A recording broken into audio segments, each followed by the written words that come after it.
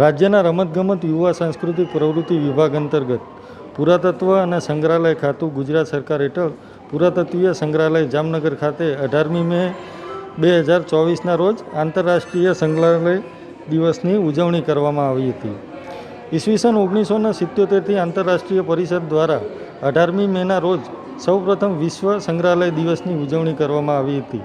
દર વર્ષે 18મી મેના રોજ મનાવવામાં આવતો આંતરરાષ્ટ્રીય મ્યુઝિયમ દિવસે સમાજમાં સંગ્રહાલયોની ભૂમિકા વિશે જાગૃતિ લાવવા માટે સમર્પિત એક નોંધપાત્ર વૈશ્વિક ઘટના છે. આંતરરાષ્ટ્રીય પરિષદ દ્વારા વર્ષ 2024ની અંદર વિશ્વ સંગ્રહાલય દિવસની થીમ સાંસ્કૃતિક વિનિમય અને નવીનતાના એજન્ટો તરીકે સંગ્રહાલય રાખવામાં આવી છે. આ દિવસ અંતર્ગત પુરાતત્વીય મ્યુઝિયમ જામનગર ખાતે curator talk, treasure hunt, port art વગેરેનું કાર્યક્રમોનું આયોજન કરવામાં આવ્યું.